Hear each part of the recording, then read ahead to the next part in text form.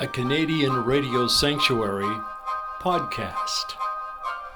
When did you record your Versions album? Last year. Took about 9 months. So you put a lot of planning into it, obviously. Yeah. Now it's an instrumental album. Is this an area you've always wanted to go? I mean, this type of music.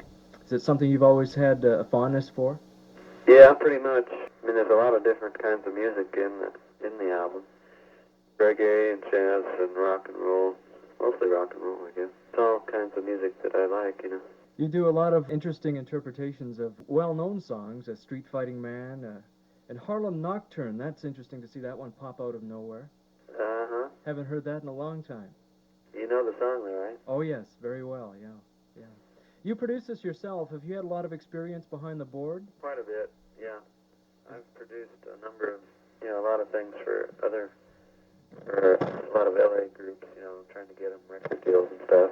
You have a leaning towards a bit of a jazz rock fusion. Is that one area you're fond of?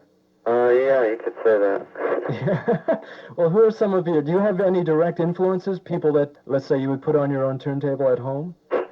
Yeah, I like, a lot of the fusion guitar players, like Alan Holdsworth and Larry Carlton, Lee Ritenour, those kind of guys. But mainly I listen to new wave stuff. How do you feel that fits in with that jazz fusion? Do you think they blend well together, the new wave and that? Well, I think they could, like for instance, on Tattoo Love Boys. Right, that's a good song. I use some jazz influences there, as well as, the hard rock and roll. Steve Cann does a lot of that too, doesn't he? Yeah. I just want to touch on Crystal Ship. Why particularly that song? Is it one that's special to you, or? Not especially. I was trying to think of a Doors song that would be fun to do on the guitar, and one which I could change around a lot. If you notice, I changed the beat completely, that song. And so it's kind of like ska, a ska feel. You have John Densmore and Ray is helping out too through the album. The other musicians? Are these people you've worked with before? Yeah, the bass and drummer, Arthur Barrow on bass and Bruce Gary on drums. I've known both those guys for a long time. Before Bruce got into the Knack, I knew him and we had worked together. And same with Arthur. Arthur later went with Frank Zappa's group. I knew them a long time ago, and we've always been recording together and doing sessions and stuff. So that was kind of a natural to have those two on the album. Yeah, I like on the song, I'm going to tell on you, the sax break by Sam Roney is a beautiful touch in there. Yeah, he's a great sax player. Yeah, that's nice. So you play all the guitars on this album. Uh-huh. Is that, needless to say, that's your favorite instrument? Do you ever dabble in other areas, other instruments? Mainly just guitar and bass. Do you have any tour plans? Are you on one now, or is it more of a promotional tour? Right now, of the East Coast and Canada. Eastern Canada anyway. I don't think we're going to get to Vancouver quite yet, but I'm sure that hopefully before Christmas we'll come up there. What about your touring band then? Some of the people that are on the album? Yeah, Bruce Gary and Arthur Barrow, Mm-hmm. and drummer. And I also have the guitar player from the Knack, Burton Aver. Mm-hmm. And I have a keyboard player, Marty Jabara, from LA. So it's like a 5-piece group. Do you have any intentions of having a vocalist at any point, or is that not an area you care about? Not yet, anyway. Mm-hmm. Although I sing a couple of things myself. Oh, I see. I wondered, yeah. Why the Stones song? Is it one of your favorite Rolling Stones songs? Yeah, that's definitely my favorite Stones song. Yeah. Street Fighting Man. Yeah. When that particular track first came out by the Stones, is it one that made you feel that, oh, this is something I can really latch onto? Did it stand out even at the time when it was released? No, it didn't. I didn't say, I'd like to do that one at the time, but I've always loved that song, I think, for the rawness of it, Do you still live in Los Angeles, or is that home? Yeah. Okay. What about the music scene in general? How do you see it now that we're nearing 83? Are there any reasons for optimism as far as the area of rock and roll? Do you see some nice progressions happening? Yeah, I do.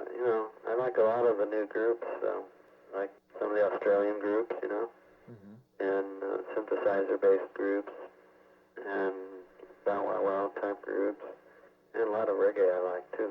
So, I don't think there's any shortage of talent out there. It's just a matter of the record companies getting some nerve up to put out some new music. That is frustrating, isn't it? I mean, when you were first starting years ago, did you have a lot of walls to get over? Was it really a trying time for you, or were you more fortunate than most?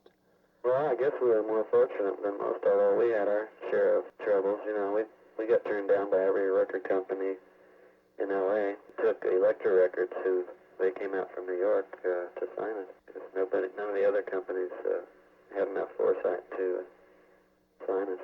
Yeah, they broke a lot of good performers back then, yeah. Yeah, you know, small company it was in those days, and they were able to take a chance like a lot of your small companies are doing now.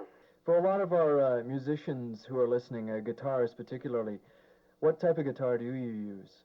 Well, I'm using a 355 Gibson mono, so about 63 model. That's my favorite guitar right now.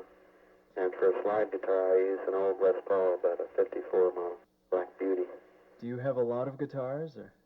Oh, yeah. Sitting in the closet somewhere? Yeah, I try to use them, you know, whenever I can, but it is kind of sad that they sit around most of the time. Mm-hmm. I got about 15 or 20. Have you done much live work, or is this something you've shied away from in recent years? Well, I have been doing quite a bit just in L.A., though. At local clubs and stuff. Yeah. Is that what you prefer, then, the club setting, would you say? Oh, I don't know.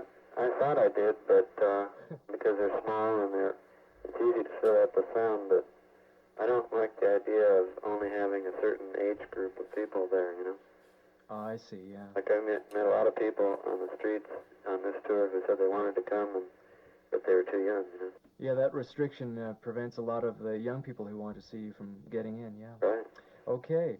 Well, we wish you good luck with the versions. Do you have any work right now? Do you have any other material on tape for a forthcoming album, or is that too soon to ask? It's mostly in my head, but I do plan to do one pretty soon. Yeah. Do you have any other, let's say, cover songs you like to do as well? Yeah, I do have a couple in mind. Mm-hmm. Okay.